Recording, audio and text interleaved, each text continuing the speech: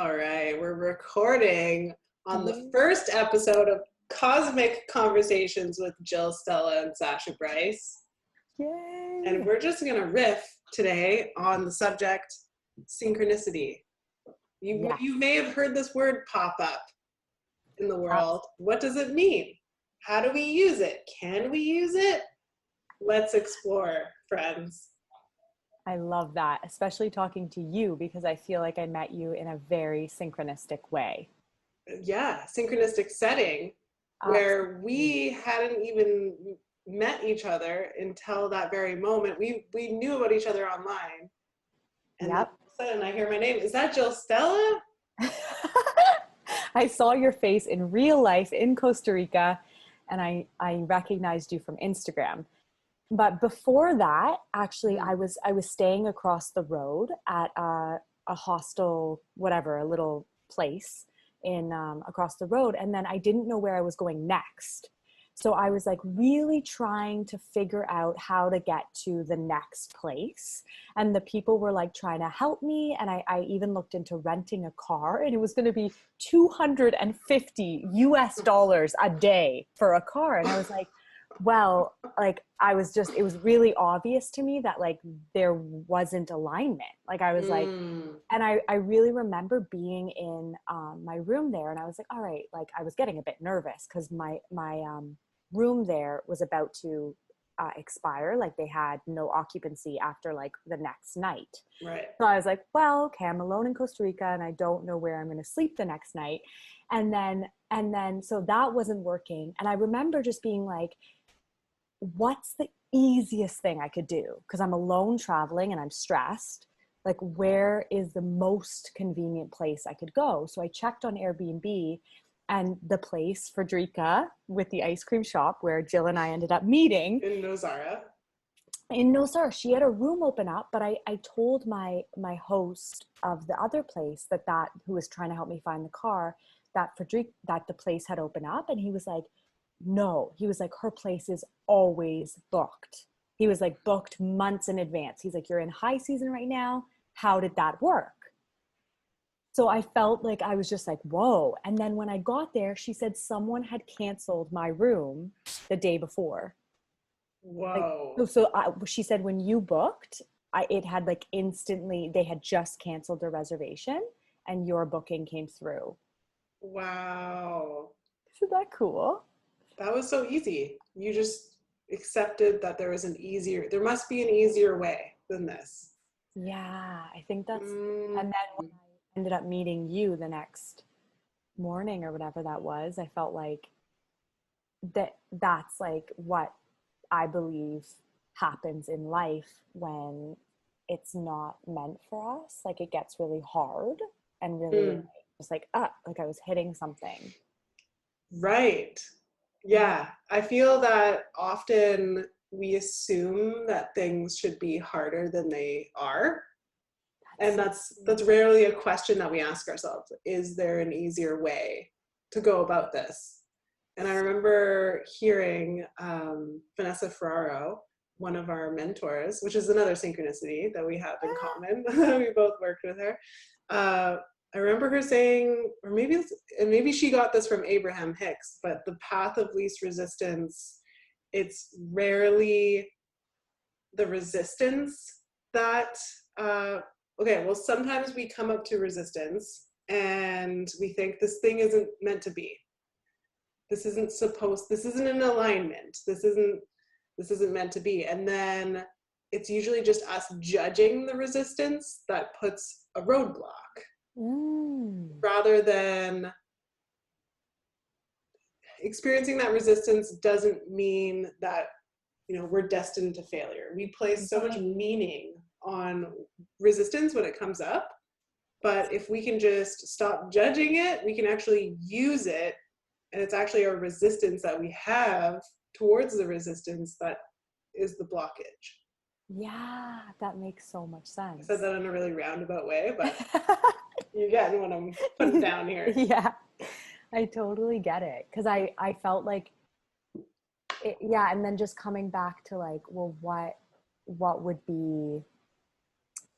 what's another way of like even doing the same thing, because we kind of like, I was the path, the like path in that example was like I was trying to find somewhere to sleep, but I guess like it was showing me resistance towards one way, and there was like the same end goal was like right there. So maybe that's similar to what you're saying, and like the resistance doesn't mean like to quit all about like, you know, if we were talking about like business or entrepreneurship or something, right? Because sometimes Yeah. like things get hard and it's like, oh, I probably shouldn't be doing this job, and it's like, oh, maybe I could like potentially just do it a different way. Right. Yeah. Or yeah, I remember feeling so inspired by my friend. I took a couple videography lessons from him, and we came across technical glitches that normally I would stop right there and say, oh, see, technology is out to get me. See? And the way that he handled it was so graceful, because he was just like, oh yeah, this is just the way that it is with this camera. Yeah. Sometimes it glitches. And he had so much nonchalance when he was explaining just the functionality of the camera, and that's just part of it. The glitches are part of the matrix of life. And Yeah. the more we can embrace them through the lens of neutrality and just take them on with our creative thinking hats, then I Right. think the better off we are. And that reminds me of like kind of the topic we were reflecting on a few weeks ago or whatever that was, but it's like the meaning making, Yeah, like how we're like you know, meaning making machines. we So what do you really think? are. And I Yeah. think that that's a good thing, and it also is a bad thing at the same time. Right. So tell me about that. What do you mean? So it's a good thing in that we can decide what the meaning is and we can infuse meaning. So something that maybe is socially unacceptable. Maybe you are staying at your parents' house and you're 40 years old and you have to go move back home to save a bunch of money. And I think we might judge ourselves if we are in that situation by society's terms. But if we infuse another meaning, like I'm saving up a bunch of money because this is the most economical thing, and then I'm going to blast off with my business, you can just literally impose your own meaning onto anything that might seem like it's a negative situation. And then at the same coin, or on the other side of the coin, we can sometimes be held back by the imposed meaning if we're not willing to flex with it. If we've decided that something is inherently bad or shameful or whatever it might be, then sometimes it's hard to step out of your own zone. And even when it comes to things like astrology, where we're like, okay, I'm an Aries, I must be these qualities, and then we fit ourselves into these boxes. And that's when I think that meaning can take a turn to be sometimes dangerous for our development. Right. So it kind of sounds like that also relates to almost the resistance, because it's like the more fluid we could be in some ways, or like flexible with whatever is showing up. So maybe like to see it a different way, or to, yeah, like it feels like there's a little bit of like when we get stuck. So almost like with the resistance, like, you know, I mentioned like hitting up against a wall. And it almost feels like that with our meaning. So it's like, okay, we recognize that we give meaning to all things, but then, and then we like allow it to change. Yeah, and I think it's a great process to define our value systems. And deciding meeting and imposing meaning allows us to know where we want to grow Right. in certain ways. And I'm sure that you do that a lot with your clients too, right? With the work that you do, tapping into their nervous systems with EFT and Right. Yes. narrowing in on what matters. Absolutely. Because the unconscious mind takes in so much information, and and we have to decide these like pillars of our values for how we want to perceive it all. Yeah. And I was actually just speaking to a client about that today. It's like with the neural pathways, that's why I love tapping so much, is because like you've dug a root in your brain to think, for example, I'm a failure at being a mother. So it's like you've dug that in so deep, and with tapping, it's like you invite that, whatever that meaning is that you decided in, and give it another possibility. So it's like we start to look into like what else is possible, but rather than just like, because sometimes people use like affirmation, it's like, I'm a really good mother, I'm a really good mother. And it's like, that's not getting into the pathway that you've actually created that's there. You know, it's like kind of denying the pathway that's there. So I like when we can get on that road and also like veer it into a new possibility. That's how I see it. Right. So Yeah. it's almost as if you are having compassion for the place that you're in and speaking through the language which you have spoke, and Yes. then shifting it slightly into the direction Yes. that you want. Yeah. Yeah. And like even more than like shifting, it's like I see like also just the word came up like just like really like opening. Cause I guess that's, it reminds me of like, you know, if we decided a meaning like living with my parents when I'm 40 is wrong, then it's like that is just one way street. You keep, you know, and so it's like, could we open that roadway to be like, okay, I've decided this and I'm also saving a bunch of money. So it's like, you know, Yeah. opening new ways of seeing. Yeah, or I'm inspired to connect with with my parents at this stage of my life. Or Yeah. there's so many avenues to creatively spin things. I find it's more of a creative exercise to be positive in this day and age than it is Right. to fall back on negativity, because the world will always be inherently flawed. You know, we will Right. always spill our coffee sometimes on our pants, and Yeah. you know, have a crud on our face or a zit when we're having a photo shoot.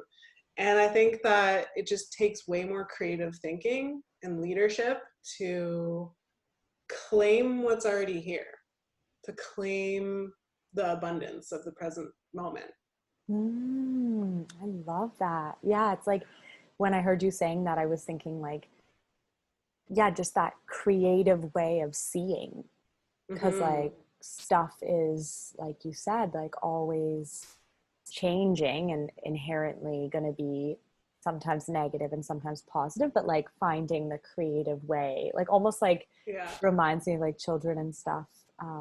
There was that, what's that movie, that kind of a sad topic to bring in, but when you know, he was like with the child and during the Holocaust, and kind of like, do you know that? I think it's called It's a Beautiful Life. And he's Hmm. sort of like trying to keep the child safe in a lot of ways, but also seeing the situation through the child's eyes. It's a really beautiful movie because it shows like it's just like in the present moment we're kind of running or right. So just Right. assigning almost that childlike perspective of being like, oh, what's really here?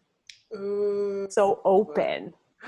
And even riffing off that topic of I'm a bad parent, I think we often assume that others think the same ways as us. So with our kids, we think, oh man, this COVID time, this must be so traumatic for the kid, or we're stressing through our own lens. And I Mm. love the idea that the kid is just being a kid, and things are exciting and fresh for them, and everyone has their own lens in which they view life. Yes. That's so Yes. nuanced. Sometimes it's hard to even believe that other people don't think the same way that I do. I know. That's such a true good point to think that like, because and I also think that like children just don't, they haven't developed as much meaning, right? Like Mm, they haven't had the opportunity to be like, this means right. this means this, as we do as we get older. Yeah. If we're not, like, I think there's that, like we were talking about, like that possibility of keeping yourself open like children, but it kind of takes a little bit of practice, like you said, like being creative. Yeah. to see. Yeah. It's so true. And it's really, I think traveling is the best thing to develop this skill, because we often view traveling as something, as a vacation, as if all our problems will be solved. And like you were saying earlier in the call, there's always, because we're completely outside of our paradigms, there are always going to be new things that confront our our comfort zone. Yes. So I think that traveling is the best way to practice that skill of feeling grateful for the present moment and releasing expectation of how it should be, and cultivating that present state. Because wherever we travel, we're going to take our baggage with us. Absolutely. And it comes up even stronger because of the foreign nature, I find. Like things that are almost your small triggers at home might become stronger uh, Ooh, in some ways because you're so out of your comfort zone. right.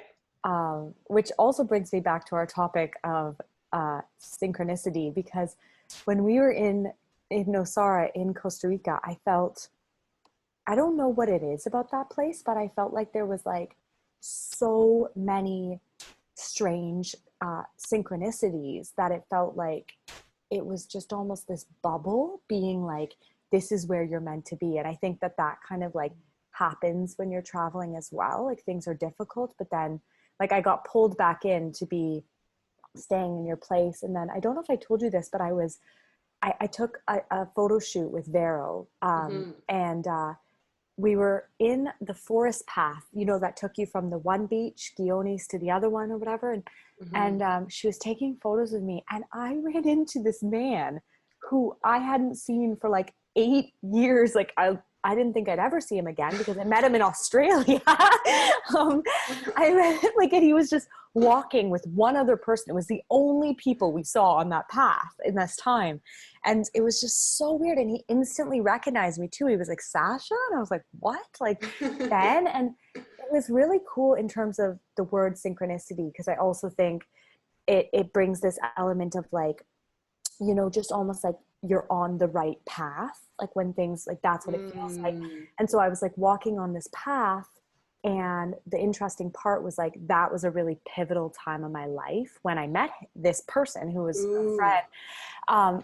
Because I felt like I was really choosing a new path for my life at that time. I was like actively leaving my old path, and he happened to be living in the building that I was living then. But then I was on this path and I was getting new photos done for my business, and I was just like, this is a Mm. synchronicity from the universe being like, you're on the right path. Wow. Yes. Wow, Sasha. I felt similarly with that trip, because I was swimming in the ocean, and then I look over and it's my first ever business coach, Vanessa Ferraro. You know, it's the first person that told me about conscious business practice and how to craft your offer and all of that stuff. So that was wild, hugging her in the ocean and then seeing you take photos, Yeah. and because I do video work, and it just felt really, really aligned. So, Whew, so beautiful. Yeah. And I, it's just these strange ways that life, I think, is showing us that, like, it's giving us sign. Like, do you believe in that? That, like, we're receiving yeah, signs? Yeah. yeah. I'd like to know more about your philosophy of what you think this whole life experience is all about. What's the meaning of life, Sasha? Give it to the Okay. people. I love that. It's just a light question. What is the meaning of life with Jill? We're going there, right? You Yeah, brought us there. Take us all the way. that's so good. I think like I guess I just feel like the word learning comes up. Like I Mm, feel that we're all learning and yeah, taking the signs and the more that we can listen and learn from whatever our experience is here, that's what I believe that we're really here to do. And I personally believe in reincarnation. I mean, I think it just makes sense to me personally. I feel like Yeah. we're on a very long trajectory, and this is like one part of it. So we're like given certain circumstances to learn certain lessons, which makes sense, right? Because there's so many people in this world that like I just can't relate to the lessons that they're learning, because Right. it's not in my like life right now, I guess. Right. So I feel like we're all, yeah, here to just learn and like be authentic and grow as much as we can, and like, you know, come closer to like to love, really. Yes. And realize that we never left it. Yes, yes, it's like a remembering process, Ooh, I love right? that.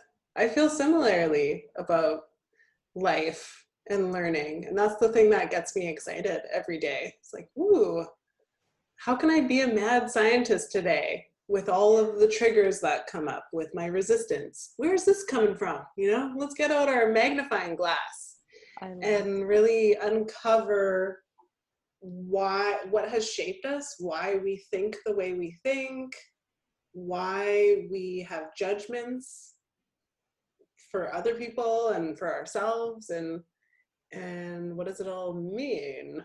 yeah, Yeah. yeah, And I think that synchronicities, I mean, for me, I kind of think that we orchestrated it. It's like life is this big cosmic joke where we're sitting up creating a storyline like, oh, this will be hilarious if these two characters meet, little soul contract here, yeah. and like all of these like roadblocks along the way to prove to yourself that you can actually gain all your power back and that it never left you, just like love never left you. And I think the Mm, more we take chances and face our fears, the more we will prove to ourselves that we have unlimited capacity for our potential in this world, and right.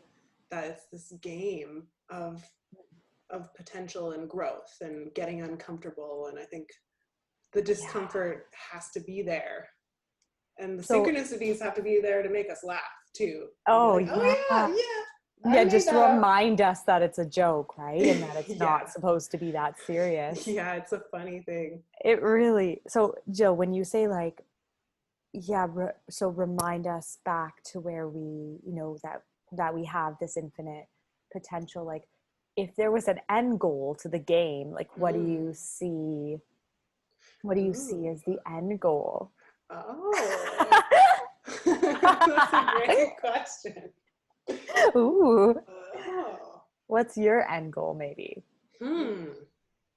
I think the end goal, I mean, I think presence. The end Yeah. goal is just coming back to presence, to like let everything go and surrender and be connected to flow. Yes. And I think that when we're connected to it, the synchronicities start to unfold. And because we're tapping into some sort of flow creative matrix, and then no matter if you're like spiritual or not, everyone knows what this is. Everyone knows about this when they're writing an essay, when they're playing a musical instrument, when they're thinking creatively, when they're having collaborative conversations. You wonder where the time went. And it's a beautiful thing that I think we're all just trying to come back to.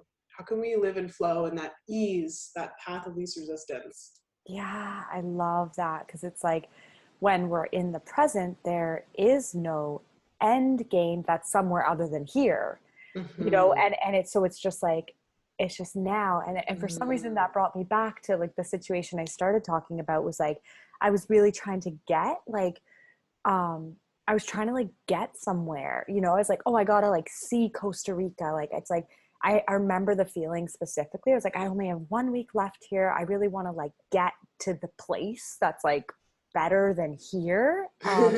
And so I think that's almost like when we know that we're not really being fully present in the creative flow that is always only now, right? Because it's like Mm.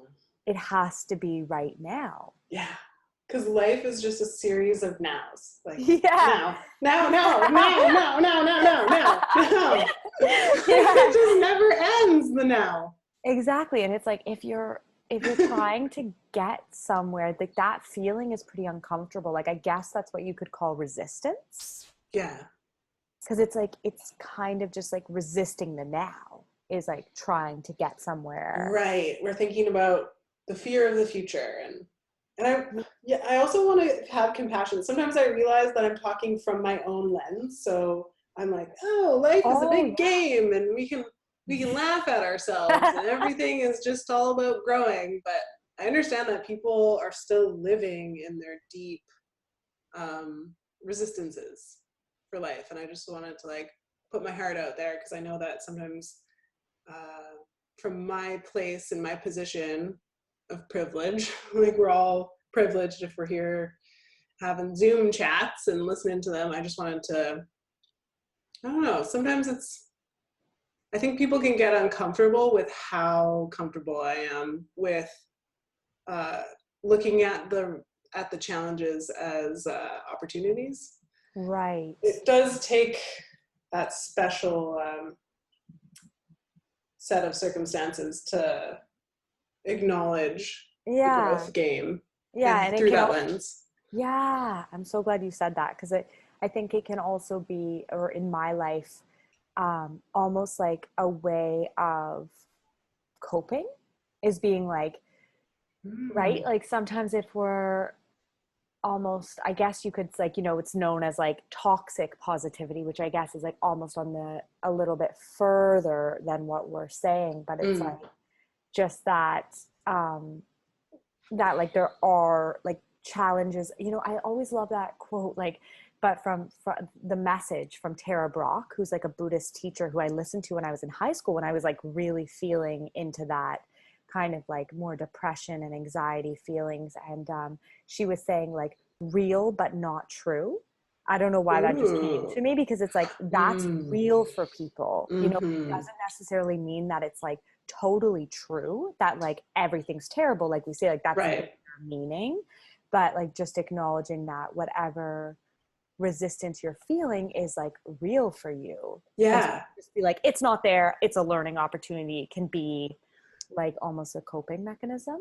Right. Yeah. And it is real. Like stress and anxiety is real in the body and Yes.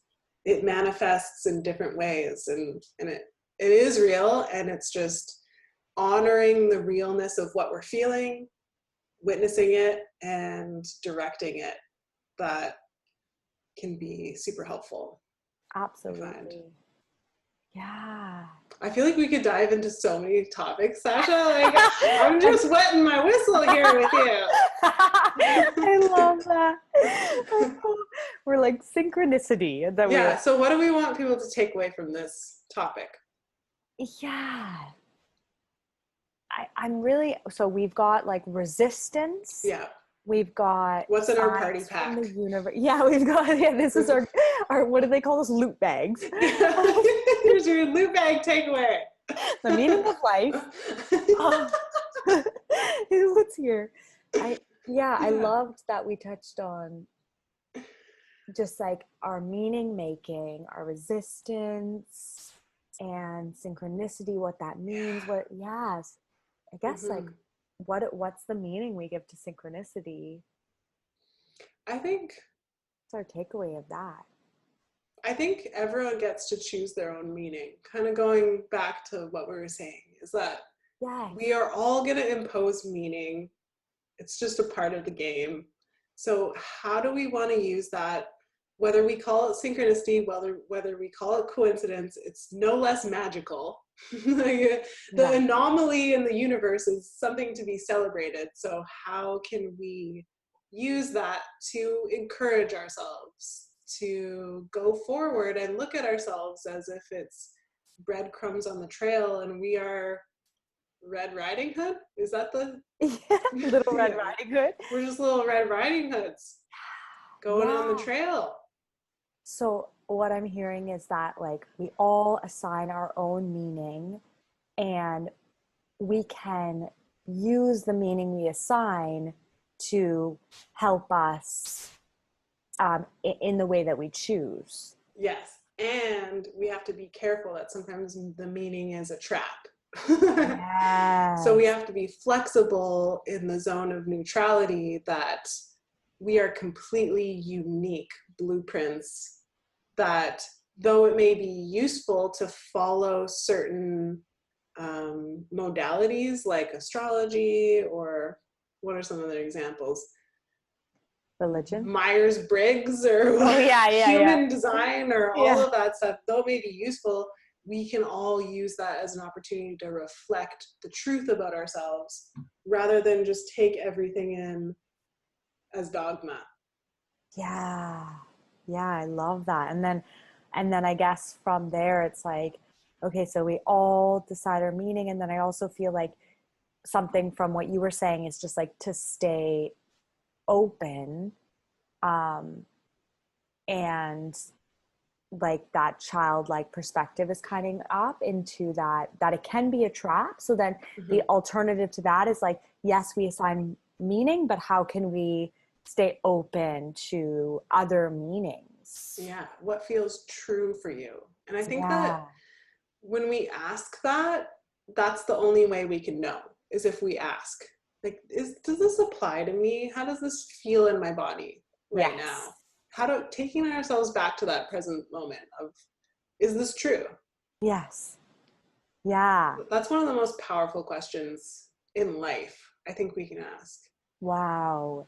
Wow. Do you know Byron Katie's quote? Yeah, Yeah. How do I know that it's true too, right? Like, because exactly. that's like the next step. It's like, is this true for me? And also then questioning that. Yeah. Yeah, so we're talking about Byron Katie's Loving What Is book. That was a fundamental book in my Yeah. transformation, and I highly recommend it to anyone that wants to explore different templates of life experience and how you can completely change around the narrative to be positive and to claim power back rather than giving it away. So I love Yeah. that question. She says, is it true? And then the next question is, can I be sure this is true? Yes. Can I absolutely be sure that is true? And then the third one is, what would it mean? And wait, what's the third one? I'm forgetting right now, but The the third, first two really stand out to me. yeah. I think those two, especially for this conversation, but it's like, because that's what we do, right? Like we take our meaning as true, and then we forget. Like the second question is reminding me of that child openness, because it's Mm. like, yeah, because it's just like, oh, how do I know this true? And that's kind of like how I feel like we are when we're open. We're just like, oh, okay, Mm. maybe. Like, and that's like, even when you're like, religion just came up for me there when you said the different ways of seeing, but it's like Mm. to remember that people that are in religions have a different lens. And so if you're just like, nope, not true, then it's like you guys actually can't meet. Right. Like you can't connect, because it's like their truth is like battling your truth, but it's like, how do I know that my truth is better than their truth or whatever, right? So it's just, yeah, if like the whole world asked those questions, like just Yeah. like, is what I believe true, and how do I know? I feel, And what am I making this mean about myself? yes, And yeah, then, exactly, is that true? exactly, And then Byron Katie's other question, who would I be without this thought? right, Who would I be without this stressful thought?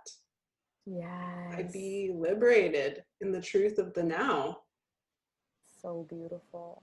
Yeah, Mm, could be present to something else. yeah, yeah. And I think that a great other direction is, like, after we think, okay, is this true? Who would I be without this thought? And then, what's the most fun thing that I could do? What's my highest excitement? Am I Yes. doing this out of obligation? Like, the next thing that comes to mind is like true inspiration. What's Yes. the next move that is fun, relevant, and exciting? Because Yeah. that is the path of least resistance to me. It's not necessarily, and anything can be fun if we're doing it for the right reasons. Yeah, I love that you say that. And it also brings to mind like the word flow that you mentioned at the beginning, because it's like, I think sometimes people have a hard time with the word fun as adults. Like, I don't know if that's true, but it's like, it could be hard to like be like, yeah, this is super fun, you know? Right. But it's like, oh, this feels fluid or curious, or like, you know, but I know what you mean by that word, obviously. But I think that as adults, that can feel like, oh, well, nothing's that fun, really. Like, right. we can get into that adulty thing. Yeah. Yeah. Yeah. So That's just like, so good, Sacha. so good. Such a great conversation with you. Yeah. I feel like we just danced our way and created a mandala around Okay, all these speaking of subjects. dance, I was just gonna mention that, like, it, remember when I had like a feeling, I was like, oh, I feel like Jill would like that dance. How did I hear about that dance? Someone told me, oh, my friend from home told me about Amber Ryan's 5 rhythm class in Costa Rica. So she wasn't even there. And then it was just, I felt that was so synchronistic, because she had mentioned it to me, and then I saw it, and then not only you were there, but Vanessa was there, and There were about 7 people from Toronto just in that. oh, More. 20. yes, Who just knows? literally Jill and I danced together overlooking the sunset in the most beautiful place. And yeah, that felt like life was like gifting a little magic. Yeah. It's like, here you go, dance here. Yeah. So keep dancing. You guys Yes, ever want to know what the next move is? just Dancing is a dance. good one. I'd say that's It'll it. take you there. Pretty much the answer. Yeah, letting the Great. body move. Okay, well, we're going to sign out. As always, reach out to Sacha and I if you want to continue these subjects. Write a comment, like this video. What Yes. else, Sacha? What else should they do? That's good enough. You Let could us just know be your you. thoughts. Just, Yeah. yeah. You don't Do have what to do feels anything. right. Do what feels good. Do what feels in the flow. Yeah, do what you want. Sweet. Okay. Bye for now, friends.